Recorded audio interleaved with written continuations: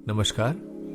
अभी तक हमने चक्रों के विषय में कई अबूझे तथ्यों को स्पष्ट किया, चर्चा करी उन पर और उनको अपने जीवन में कैसे आत्मसात कर सकते हैं, कैसे अनुभव किया जा सकता है, उस पर थोड़ा थोड़ा चर्चा करी हम लोगों ने। अब कुछ मूलभूत प्रश्न हैं। चक्र अगर आध्यात्मिक जीवन की यात्रा है या आध्यात्मिक जीवन का पथ है, तो सबसे पहले फिर ये जीवन ही क्या है, और अगर ये जीवन क्या है, कैसे है, इसकी संभावना क्या है, इसके मूलभूत तथ्य क्या हैं, तो हमें समझ में आएगा कि किस प्रकार हमारे चक्रों का समायोजन हुआ है शरीर में। तो जरूरी है कि एक बार इस पे भी दृष्टि डालें। वास्तव में जीवन की संभावना साइंटिस्टों ने, वैज्ञानिकों ने, सबने बहुत समय तक खोज करी और उसके बाद में पाया है कि इसकी अभी तक पृथ्वी पर ही संभावना है। मंगल पर और दूसरे ग्रहों पर खोज जारी है, बट संभावना अभी तक और जीवन जो है वो पृथ्वी पर ही पाया गया है। अब सौर मंडल में और भी बहुत सारे ग्रह हैं, लेकिन उन सब ग्रहों के होते हुए भी और निरंतर शोध चल रहा है, उसके बाद भी अभी तक जीवन पृथ्वी पर ही पाया गया है। और इसी कारण से भारतवर्ष में हम पृथ्वी को माता कहते हैं। अब अगर आप देखें तो 3 प्रमुख कारण हैं जिसके कारण से जीवन की संभावना पृथ्वी पर बनी। तो एक तो स्वयं पृथ्वी, उसका गुरुत्वाकर्षण बल जिससे खींच करके वो निर्माण करती है, जिसके आकर्षण से सब कुछ बंध जाता है। सारे 5 तत्वों को एक जगह एक विशिष्ट रूप से प्रकार से एकत्रित कर उनको बांधे रखने का कार्य जब होता है, तभी जो है एक शरीर का सृजन होता है। वरना आप देखिए, पानी अपने बह जाएगा, हवा में निकल जाएगी, सब कुछ निकल जाता है जीवन समाप्त होने के बाद में। तो उनको जब एक प्रकार से एक दूसरे से जोड़ करके, संयुक्त करके, आकर्षण में उन्हें बांध के रखा जाता है पृथ्वी के आकर्षण क्षेत्र में, तो शरीर का सृजन होता है, जीवन की संभावना बनती है। और इसी कारण से पृथ्वी तत्व को मां कहा गया है। अब दूसरा जो सबसे प्रमुख तत्व है वो है कि हमारे जीवन में हम चैतन्य हैं, हम चेतना में हैं, हम जागृत हैं, हम चलते फिरते हैं, सोते हैं, उठते हैं, बैठते हैं, सब क्रियाकलाप करते हैं। तो जो ये क्रियाकलाप, जो चेतना की क्रियाएं फलीभूत होनी प्रारंभ हुई, इसका एकमात्र कारण है सूर्य की ऊर्जा का पृथ्वी पर समुचित मात्रा में उपलब्ध होना। अब आप छोटी छोटी सी प्रक्रियाएं देखिए। हम लोग खाना खाते हैं, वृक्षों से या पेड़ों से मिलता है, पौधों से मिलता है। और पौधों को ये खाना कहाँ से बनता है, ये फल कहाँ से बनते हैं, ये फोटोसिंथेसिस के माध्यम से बनते हैं। फोटोसिंथेसिस कैसे होता है? जब सूर्य निकलता है तो फोटोसिंथेसिस शुरू होता है, सूर्य छुपता है तो फोटोसिंथेसिस खत्म हो जाता है। तो इसी प्रकार से सभी का जीवन का जो सस्टेनेंस है, हमारे अंदर का जो मेटाबॉलिज्म है, वो सूर्य के निकलने और छुपने पे बहुत कुछ डिपेंड करता है। आप देखिए, जिन दिनों में बादल आ जाते हैं, पेट का सिस्टम खराब हो जाता है, डाइजेशन प्रॉपर नहीं हो पाता है। सूर्य की ही गति से हमारे जीवन में उस चेतना का तत्व है, और वास्तव में हमारे अंदर जो जीवन के लक्षण परिलक्षित होते हैं वो सूर्य के कारण है। और इसी कारण से हमारे जीवन को सस्टेन करने का कार्य सूर्य करते हैं। अब ये तो एक अद्भुत सी चित्रण समझ में आने लगा कि इस प्रकार से पृथ्वी और सूर्य दो तो अत्यंत महत्वपूर्ण है। तीसरा हमारे जीवन में जो बहुत महत्वपूर्ण तत्व है उसे कहते हैं चंद्र। अब चंद्र इसलिए बहुत महत्वपूर्ण है कि वो हमारे अंदर शरीर में रसों का संयोजन करता है। जीवन में रस ना हो, नीरस हो जाए जीवन, तो हमारे जीवन को सस्टेन कर सकता है, लेकिन फिर भी हम उसे आगे कैसे बढ़ाएंगे? वो आगे बढ़ नहीं पाएगा, क्योंकि उसमें एक उद्दाम आवेग नहीं होगा, उसमें जीवन जीने की उत्साह नहीं होगी, वो समाप्त होने लग जाएगा, अपने आप में होते हुए भी गिरने लग जाएगा। तो ये चंद्र का ही परिणाम है कि हमारे शरीर में और सारे फलों में और सारी प्रकृति में, हमारे भोजन में, सब में जो रस का समायोजन है वो चंद्र की देन है। वास्तव में चंद्र प्रियतम या प्रिया का भी द्योतक है। तो जीवन में जो हमारे प्रेम है, उसका आवेग, उसका आवेश, क्योंकि प्रेम से ही सब कुछ बंधा हुआ है, वो भी चंद्र के ही कारण है।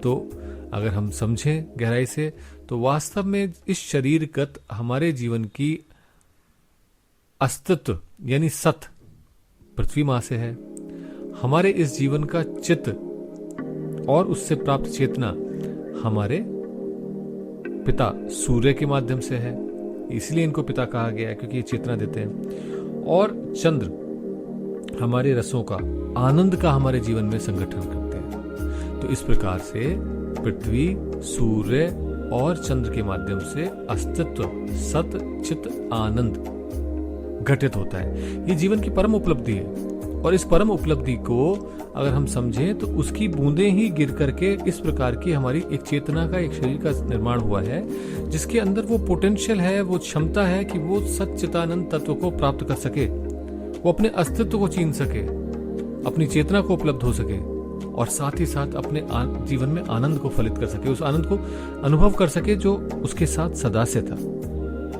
अब यही तीनों तत्व दो दो चक्र उनमें बनते हैं, क्योंकि हर एक में जो है द्वैत है, स्त्री और पुरुष तो रहता ही है। तो इन दो दो के माध्यम से ये 6 चक्र होते हैं, तो ये 6 चक्र हो गए।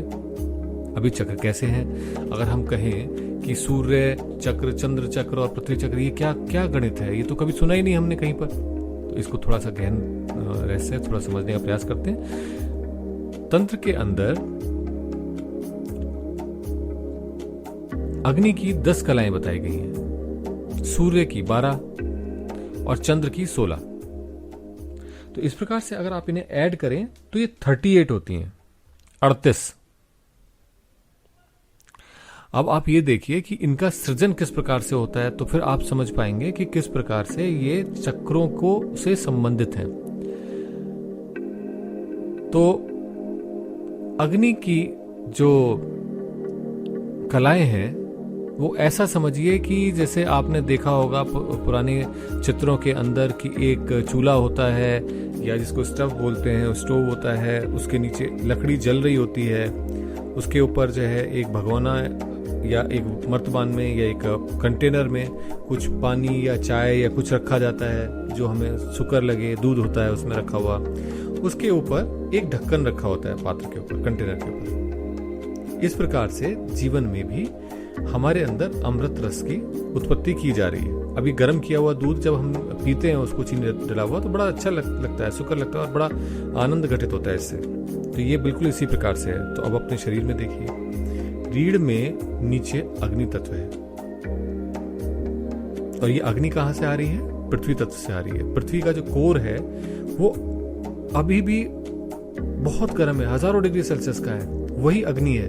वो अग्नि नीचे से आती है और हमारे मूलाधार चक्र की 4 पत्तियां, स्वादिष्ठान चक्र की 3 पत्तियां और उसके बाद में ढक्कन जो ऊपर से ढका हुआ था वो भी बहुत गर्म रहता है भगोने की, यानी कि वो 3 विमाएं आज्ञा चक्र की, ये मिलकर के अग्नि की 10 कलाएं होती हैं। 4 + 3 + 3, तो ये 10 हो गई।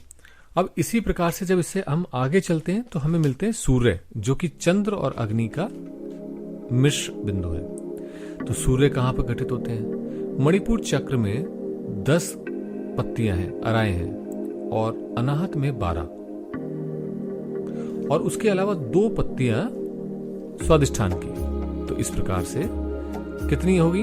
12 नीचे हुई मणिपुर और उसकी मिला के स्वादिष्ठान की, 10 + 2 12 और 12 अनाहत की। तो इन दोनों को मिला दें तो 12 कलाएं सूर्य की घटित होती हैं। बिल्कुल डमरू बन जाता है भगवान शंकर का। कभी फिर इस पे चर्चा करेंगे। तो यही डमरू और ये 12 मिलकर के ज्योतिर्लिंग भी कहलाते हैं बाद में। तो यहां पर अभी हम बात कर रहे हैं चक्रों की। तो चक्रों में ये 12 कलाएं हुई सूर्य की। अब इससे जब हम आगे चलते हैं तो हमारा विशुद्ध चक्र आता है। तो विशुद्ध चक्र में 16 अराएं या 16 पत्तियां हैं, ये 16 कलाएं हैं चंद्र की। तो अब अगर आप देखें, इसको समझें, तो सारी पत्तियां कवर हो रही हैं, लेकिन मणिपुर और अनाहत में 12 पत्तियां दोनों मिलकर के 12 कलाओं का निर्माण करती हैं, यानी 12 पत्तियां कम हो जाती हैं गिनती में। तो अगर आप देखें तो मूलाधार की 4, स्वादिष्ठान की 6, मणिपुर की 10, अनाहत की 12 और विशुद्ध की 16, आज्ञा की 2, इन सारे नंबरों को, संख्याओं को अगर हम जोड़ें तो हो जाता है 50। अब इसमें से जो 12 मतलब 12 मणिपुर एंड स्वादिष्ठान की मिला के और 12 अनाहत की मिला के सिर्फ 12 कलाएं होती हैं। तो यानी कि 12 इसमें से एक माइनस करना पड़ेगा हमें, तो 50 माइनस 12 38 हो गया। ये 38 वही है जिसमें 10 अग्नि, 12 सूर्य और 16 चंद्र की कलाएं होती है। तो ये अत्यंत ही विचित्र किंतु सत्य रहस्य है कि बिल्कुल इसी प्रकार से हमारे जीवन में, हमारे शरीर में अमृत का सृजन होता रहता है हर समय, और वो उस प्रकार से अमृत जब बनता है तो हमें जीवन को सस्टेनेंस देता है, एक क्षमता देता है कि हम उसको आगे अपने समय में कंटिन्यू कर सकें। तो अब ये भी जो है अगर आप देखें तो चक्रों के माध्यम से हो रहा है। अत्यंत ही गहन रहस्य हैं ये योग तंत्र के।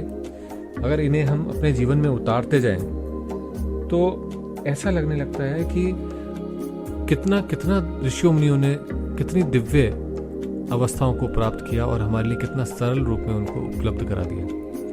तो अब इसको अगर आपको अनुभव करना है तो बहुत ही सरल प्रयोग है, ज्यादा कुछ नहीं। चंद्र की कलाओं को अपने 3 स्वादिष्ठान में, 4 मूलाधार में और 3 आज्ञा में स्थापित करें। फिर उसके बाद सूर्य का नंबर आता है, फिर सूर्य की कलाओं का स्थापना करें मणिपुर और अनाथ में और स्वादिष्ठान में। फिर उसके बाद विशुद्ध में चंद्र कलाओं का आवाहन करें और उन्हें स्थापित करें। आप देख करके हैरान रह जाएंगे कि वो फ्रीक्वेंसीज, वो क्षमताएं जिस समय हमारे अंदर स्थापित होंगी तो पूरा शरीर अपने आप में संयत हो जाएगा, बैलेंस हो जाएगा, उस ओज से, उस तेज से भर जाएगा जिसकी हमने कभी भी कल्पना भी नहीं करी होगी।